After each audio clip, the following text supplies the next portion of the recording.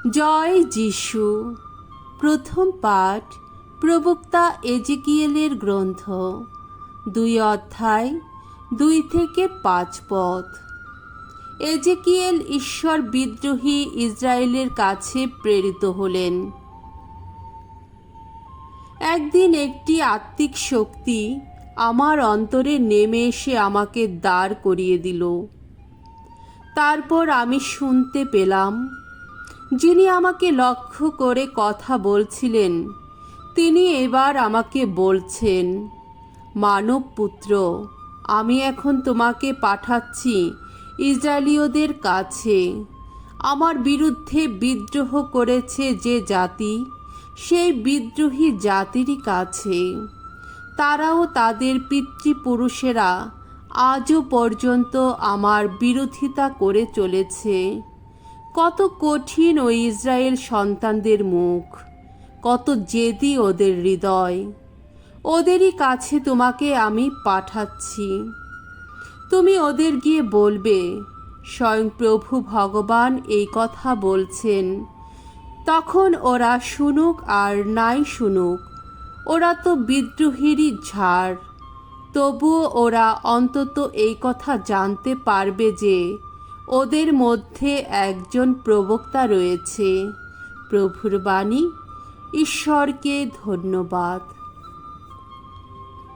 সাম সঙ্গীত 85 অধ্যায় 8 থেকে 13 পদ।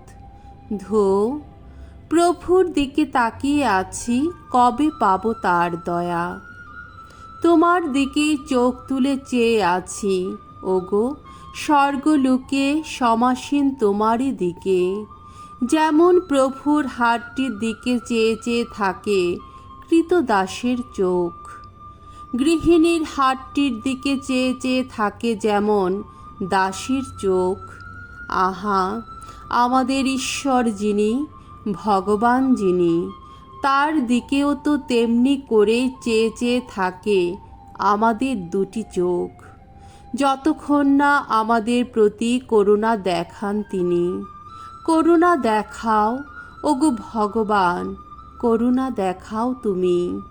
জানো তো, শুধুই পেয়েছি আমরা অসহ্য অবহেলা, পেয়েছি আমরা আত্মতৃপ্ত যত মানুষের অসহ্য উপহাস, গর্বোদ্ধত যত মানুষের অসহ্য অবহেলা।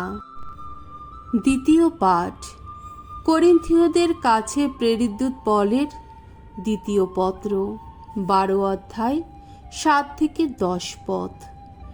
আমি আমার সমস্ত দুর্বলতার জন্যে গর্ব করব, যাতে খ্রিস্টের শক্তি আমার উপর অধিষ্ঠান করে। প্রিয়জনেরা, আমি ওই যে সব অলোক সামান্য প্রত্যাদেশ পেয়েছি, তার ফলে যাতে উদ্ধত না হই, সেই জন্যে আমার দেহের মধ্যে রাখা হয়েছে একটা কাঁটা, শয়তানের এক দূত, যে আমাকে বারবার জ্বালা যন্ত্রণা দেবে, আমি যাতে উদ্ধত না হই। এ বিষয়ে 3বার প্রভুকে মিনতি জানিয়েছি, তিনি যেন আমার মধ্য থেকে ওই কাঁটাটা তুলে নেন। কিন্তু তিনি আমাকে বলেছেন, আমার অনুগ্রহই তোমার পক্ষে যথেষ্ট। মানুষের দুর্বলতার মধ্যেই তো আমার শক্তির পরিপূর্ণ প্রকাশ। তাই আমি বরং আমার সমস্ত দুর্বলতার জন্যেই আনন্দ ও গর্ব করব, যাতে খ্রিস্টের শক্তি আমার উপর অধিষ্ঠান করে। কাজেই খ্রিস্টের জন্যে আমি যে কোনো দুর্বলতা, অপমান, দুর্গতি, নির্যাতন ও সংকটের মধ্যে বরং তৃপ্তি পেয়ে থাকি। কেননা যখন আমি দুর্বল, তখনই আমি তো শক্তিমান। প্রভুর বাণী। ঈশ্বরকে ধন্যবাদ। বাণী বন্দনা। জয় জয় প্রভুর জয়। প্রভুর আত্মা আমার উপর অধিষ্ঠিত। প্রভু আমাকে প্রেরণ করেছেন দীনদরিদ্রের কাছে মঙ্গল সমাচার প্রচার করতে।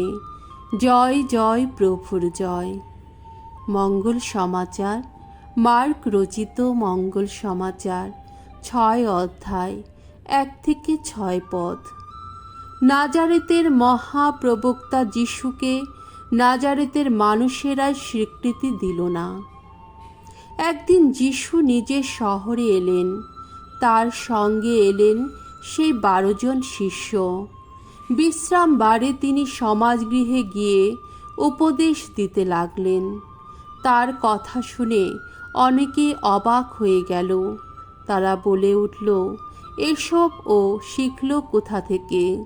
এই যে জ্ঞান ওকে দেওয়া হয়েছে, এ আবার কোন জ্ঞান? আর ওই যে সমস্ত অলৌকিক কাজ ওর হাত দিয়ে ঘটে থাকে, ওসবের মানেই বা কী? ও কি সেই ছুতোর নয়, মারিয়ার সেই ছেলে, যাকব, যোসেফ, জুদা আর সিমনের সেই ভাই নয়?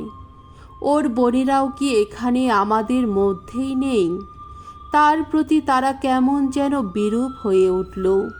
তখন যিশু তাদের বললেন, প্রবক্তা শুধু নিজের দেশে নিজের আত্মীয় স্বজন ও পরিজনদের কাছে অসম্মানিত হন। সেখানে তিনি কোনো অলৌকিক কাজ করতে পারলেন না। শুধু কয়েকজন রোগীর উপর হাত রেখে তিনি তাদের সুস্থ করে তুললেন। তার প্রতি লোকদের অবিশ্বাস দেখে তিনি আশ্চর্য হয়ে গেলেন। প্রভুর মঙ্গলময় বাণী। খ্রিস্ট প্রভু তোমার প্রশংসা হোক।